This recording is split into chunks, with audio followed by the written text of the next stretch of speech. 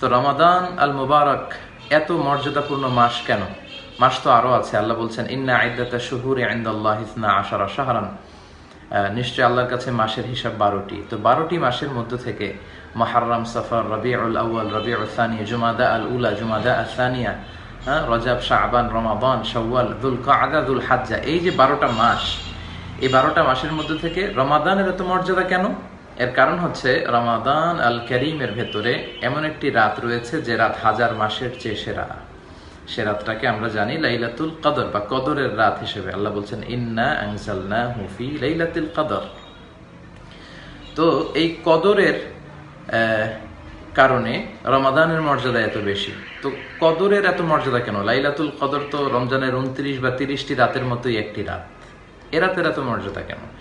এ রাতের এত মর্যাদা হচ্ছে কারণ এ রাতে আল্লাহ আল কোরআন আল কারীমকে নাজিল করেছেন।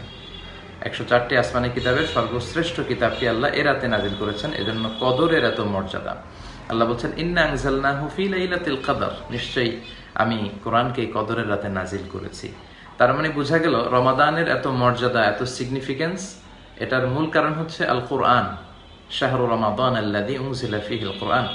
রমজান এমন মাস যে মাসে কোরআনকে নাজিল করা হয়েছে। তো কোরআনের কারণেই কিন্তু কদরের মর্যাদা, আর কদরের কারণে রমাদানের মর্যাদা। তাহলে ঘুরে ফিরে আমরা দেখতে পাচ্ছি আল কোরআন আল কারীমের কারণে এই রমাদান আল মুবারকের মর্যাদা আল্লাহ তাআলা বাড়িয়ে দিয়েছে। তার মানে এই মাসটা হচ্ছে শাহরুল কোরআন, শাহরু নুজুলিল কোরআন, কোরআন নাজিলের মাস। তো আমার প্রথম রিমাইন্ডার আপনাদের প্রতি এবং আমার প্রতি শুরুতে এবং আমাদের সকলের প্রতি যে আমরা এই রমাদানে যাতে কোরআন কেন্দ্রিক হই, খুব বেশি বেশি কোরআন তেলাওয়াত করি, কোরআনের সূরাগুলো রিভাইজ দেই, কোরআনকে মুখস্থ করি, কোরআনের সাথে আমাদের সম্পর্ক যাতে রমাদানুল মুবারকে খুব বেড়ে যায়। আমরা আহমদ ইবনে হাম্বালের নাম শুনেছি, হাম্বালি মাযহাবের প্রবক্তা, অনেক বড় মুহাদ্দিস ছিলেন। দিন রাত তিনি হাদিস নিয়ে গবেষণা করতেন। তিনি 7.5 লক্ষ হাদিস মুখস্থ জানতেন। সেখান থেকে 40,000 হাদিসের একটা কম্পাইলেশন তিনি করেছেন, যেটা একক হাদিসের গ্রন্থ হিসেবে পৃথিবীর সবচেয়ে বড় হাদিসের কিতাব। সেটা হচ্ছে মুসনাদে আহমদ ইবনে হাম্বাল। তো এই হাদিসের কিতাবের ভিতরে 40,000 হাদিস আছে। এত বড় মুহাদ্দিস হয়েও তিনি যখন রমাদান আল কারীম আসতো, রমাদান মাসে তিনি হাদিস রেখে দিতেন। হাদিসের বইগুলো প্যাকেট করে উনি রেখে দিয়ে তিনি কোরআন নিয়ে বসে যেতেন। তো সম্মানিত শুধু আমার প্রথম রিমাইন্ডার হচ্ছে যে আসুন আমরা রমাদানে কোরআন কেন্দ্রিক হই, কাটাতে পারি। এবং বিষ্ণু বলেছেন যে মান কামা রমাদানা ঈমানান ওয়া ইহতিসাবা গুফিরা লাহু মা তাকাদ্দামা মিন যামবি। এই রমাদানে ঈমানের সাথে এবং সওয়াবের প্রত্যাশী হয়ে যারা কিয়ামুল লাইলে অংশগ্রহণ করবে, তারাবির নামাজ, তাহাজ্জুদের নামাজ, তাদের যে পাপগুলো হয়েছে, গুনাহগুলো হয়েছে, আল্লাহ সেগুলো মাফ করে দিবে। আমিন। আরেক বর্ণনায় বলেছেন মান সামা রমাদানা ঈমানান ওয়া ইহতিসাবা গুফিরা লাহু মা তাকাদ্দামা মিন যামবি। যারা সওয়াবের প্রত্যাশী হয়ে বিশ্বাস সহকারে সিয়াম পালন করেছে, আল্লাহ তাদের আগের সব গুনাহগুলো মাফ করে দিবে। এবং আপনাদের জন্য সম্মানিত ভাইরা, যারা আপনারা এই যে সিয়াম পালন করতে যাবেন, আমরা যারা সিয়াম পালন করব, আমাদের জন্য স্পেশাল একটা গেট থাকবে। আমাদেরকে রিসিপশন, রেড কার্পেট রিসিপশন দিয়ে ওই গেট দিয়ে ঢুকানো হবে। সেই গেটটির নাম হচ্ছে আর রাইয়ান। আর রাইয়ান অনেক ছেলেদের নামও অনেকে রাখে আর রাইয়ান, সুন্দর একটি নাম। এই রাইয়ান গেট দিয়ে রোজাদাররা ঢুকবে। লা ইয়াদখুলুহু ইল্লা সাইমুন। বিষ্ণু বললেন রোজাদাররা ছাড়া কেউ এই গেট দিয়ে ঢুকতে পারবে না।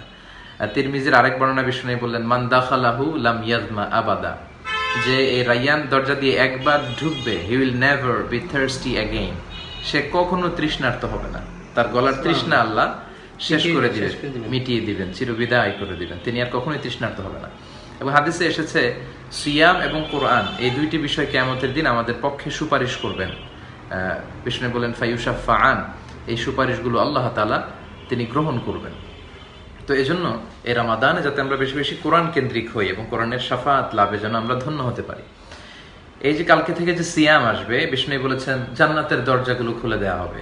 The doors of the heavens will be opened ইযা জাআ রমাদান ফুতিহাত আবওয়াবুস সামা ওয়া গুলিকাত আবওয়াবু জাহান্নাম and the doors of hell fire will be closed. এক মাসের জন্য বন্ধ করে দেওয়া হবে জাহান্নামের দরজা। এবং বিষ্ণু বলেছেন সুফিদাতি শায়াতিন, শয়তানকে শিকলবন্দি করা হবে, চেইন আপ করা হবে।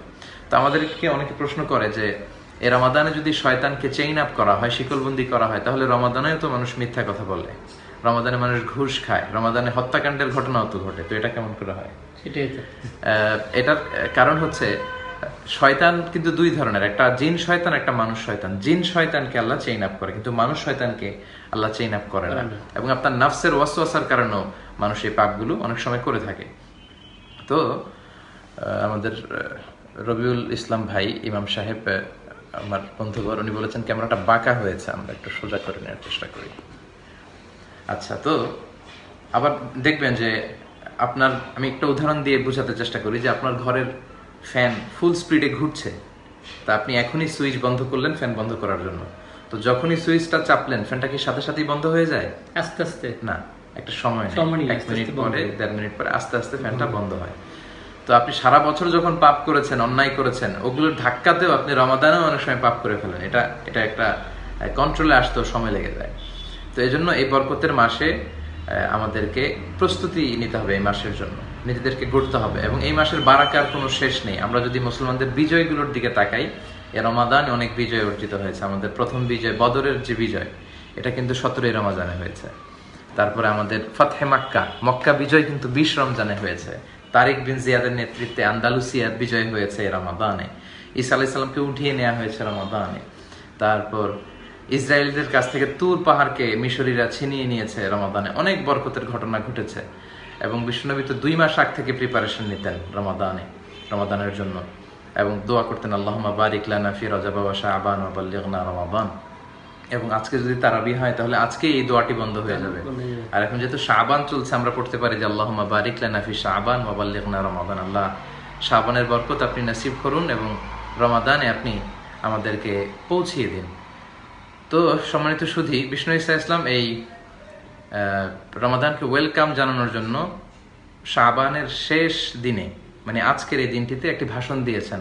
বলেছেন, কদ আদাল্লাকুম শাহরুন আযীম ইয়া মা'আশারান নাস, হে মানুষেরা, তোমাদের সামনে চমৎকার একটা রাত আসছে, মহান একটা সুমহান একটি মাস আসছে তোমাদের সামনে, যে মাসটাকে বলা হচ্ছে শাহরুস সবর, ধৈর্যের মাস, সহমর্মিতার মাস। এভাবে তিনি শাবানের শেষ দিনে সবাইকে এডুকেট করতেন, রমাদানের ব্যাপারে ইনস্ট্রাক্ট করতেন।